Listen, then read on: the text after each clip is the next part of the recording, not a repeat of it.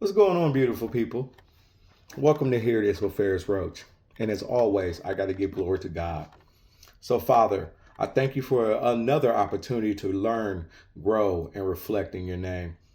For those listening who are carrying the weight of uncertainty, remind us that our value is not determined by our circumstances. Give us strength to remain diligent when results are slow, faithful when results and answers aren't clear, and courageous when quitting feels easier than continuing. Surround us with wise counsel, strong mentors, and people who challenge us to become better leaders, business owners, spouses, parents, and servants. Help us recognize that we're never meant to walk this journey alone. Help us to become the people we're meant to be while we build the things that we're called to build in your name. Amen. So here's my question for today's episode. How do you stay motivated, faithful, disciplined when you've done everything you know to do, but your business is still not producing the results that you expected to be when you first dreamed it up? Answer that in the comments on here. So, welcome to Hear This with Farris Roach. And of course, I'm your boy, Farris Roach. I'm not sure who needs to hear this episode, but if it's you, I'm excited that you are here. This is just me walking through some thoughts in real time. I'm listening to myself and sharing. And if this helps you, please hear this. Today, I want to talk about something that's been a part of my journey as a business owner. What happens when you're growing professionally, working hard, staying faithful, doing everything you know to do, and business still isn't where it's expected to be? Now, here's my disclaimer for every episode I give. And before I go deeper, listen to this. And I want to say this very clearly. I'm not a professional. I'm not sitting here as somebody who has it all figured out. Like I said, I'm just dissecting my thoughts for processing based on things that I've lived and I'm currently living. Things I've struggled with and still struggling with. And just things I'm going through. So here's your main topic. One thing nobody really prepares you for in entrepreneurship is the emotional challenges of just waiting and being patient. People talk about strategy, they talk about networking, they talk about marketing, they give you sales tips, they go through all the things that's supposed to make your business explode. But what they don't talk about enough is the seasons when you're doing all these things and still wonder if anything is working. When I became a business owner, I believed that hard work would immediately translate into growth. I believed that my charisma and my funniness that people say was going to get me the sales I needed immediately. I believed if I networked enough, learned enough, showed up consistently, and treated people right, business would eventually start flowing.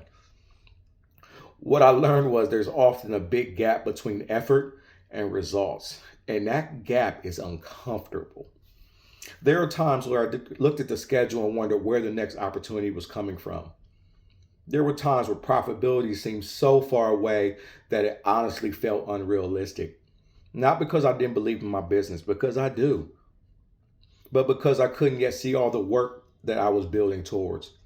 And that was a difficult place to live in.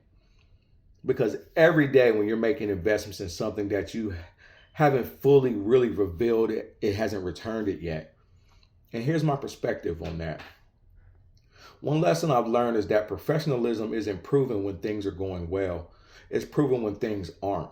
It's the measure of the man, like Martin Luther said. You can remain disciplined when there isn't immediate reward. Can you keep learning from when nobody is watching? Can you maintain excellence when your efforts don't seem to be producing results? Anybody can stay motivated in the winning season when that money is rolling in. But growth truly happens when you're working through a season that just doesn't make sense. I've also learned that faith is often misunderstood. We think faith means having confidence that everything will work out exactly the way you want. But maybe faith is simply continuing forward without knowing exactly how things will work out. Keeping your standards, keeping your integrity, and God, keeping your commitment to this dream. Even while the outcome remains uncertain still, another lesson I learned is that staying diligent isn't just about personal discipline. It's also about who you surround yourself with. When business isn't going the way you plan, you need people around you who understand the journey. You need mentors. You need peers. You need people. You need that strong spouse. You need that friendship circle. You need people who can speak perspective into your life when your emotions are trying to tell you a different story. A good mentor didn't tell you what you want to hear. A good mentor tells you what you need to hear. They often see growth when you're only focused on revenue, which I got caught in a lot of days. They can see progress when you're only seeing problems. They can remind you that the season you're in isn't for you. The most successful people that I've walked around with and been around have been through uncertainty. They've been through it before they experience any type of success. The challenge is finding that right mentor. And I've learned that the right mentor isn't necessarily the richest person in the room, which I've tried to target. I went after the guy wearing the expensive suits or had the most expensive colognes or shoes on. It's not always the most successful person on social media.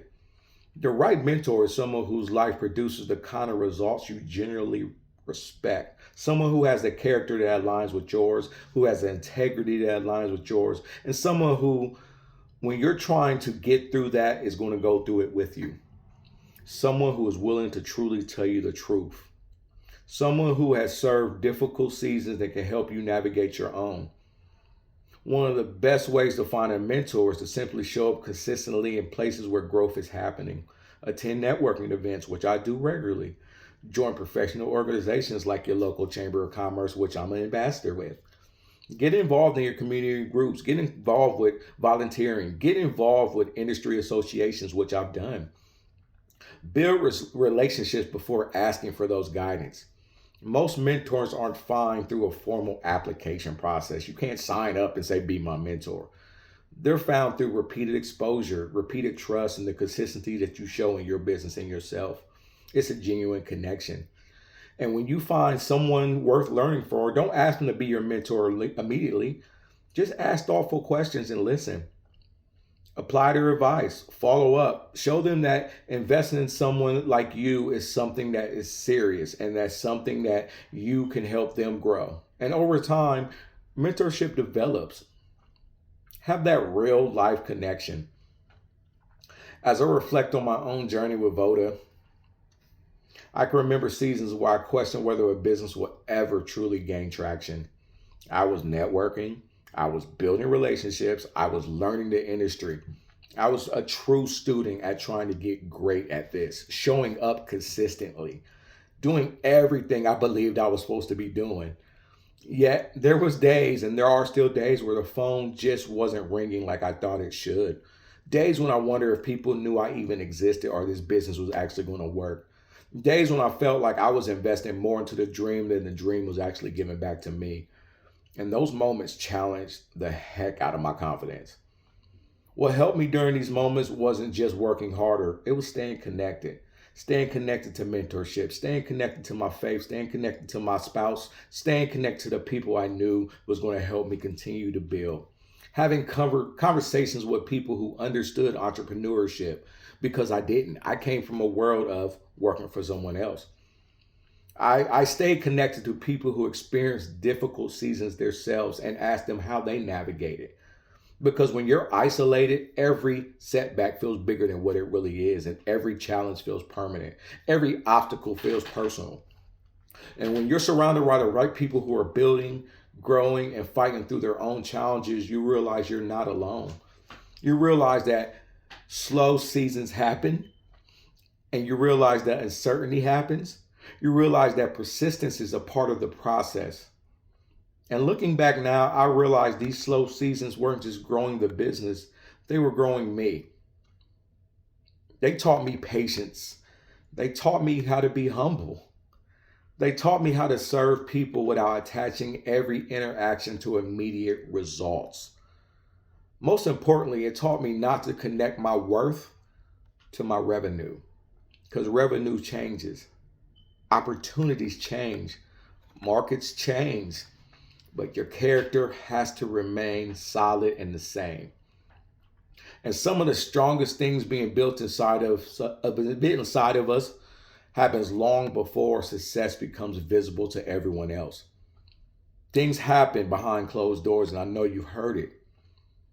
So maybe the question is, isn't, when will things finally work?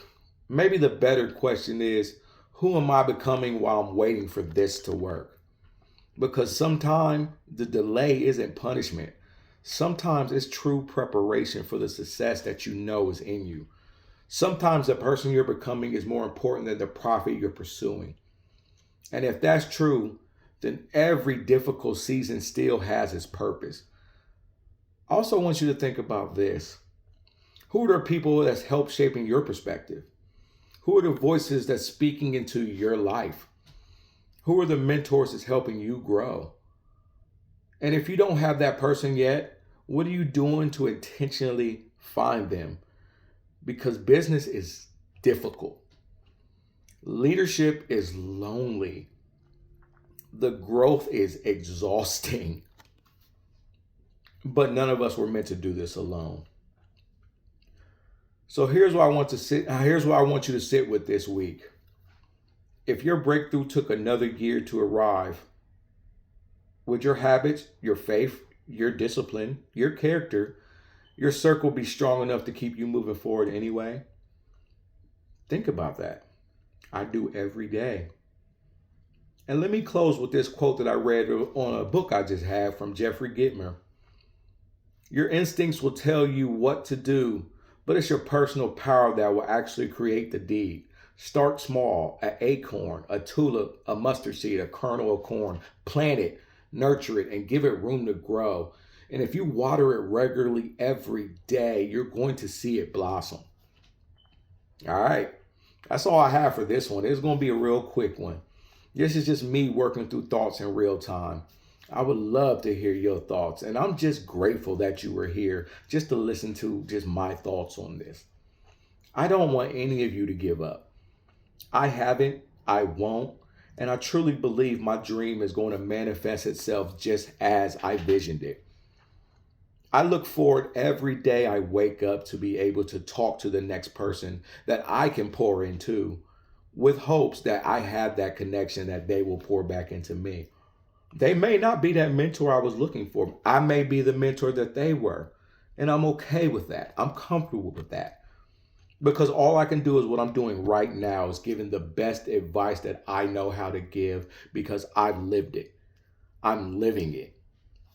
Again, I say entrepreneurship is very lonely. But I wake up every day because I know I have people surrounding me that continues to pour into me. I have my amazing wife. I have my kids. I have my circle of friends. I have my brothers. I have my pastors. I have the church that looks out for me. I don't generally ask for help, but in a way I kind of do sometimes because I go to them and pour into them my desires of wanting to be great and to be able to know what they know or who they can connect me to help me get there. I'm not doing this alone, and I'm happy with that because misery loves company, but so does success. And I love the thoughts of being successful. So before I go, I also want to give a shout out while I'm talking about connections to a sponsor. Rockhead Hats has been there for me since the beginning. They made this amazing new Voda hat for me, and I absolutely love it.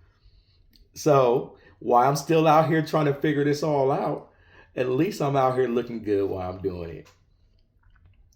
So we're going to close on that. And like I said, I don't know if it was you that needed to hear this, but if it was, I am super excited that you were able to sit and listen to me walk you through it. If you got any questions, please put it in the chat. Subscribe. That's how I can grow, but I'm one to pour into you like I ask people to pour into me. Thank you so much for taking just this moment to listen to me. And of course, thank you for hearing this. See you in the next couple of weeks, fellas, ladies, kids, whoever's listening. I hope this gave you some kind of value. And if it did, let me know. Because like I said, I don't want to be lonely.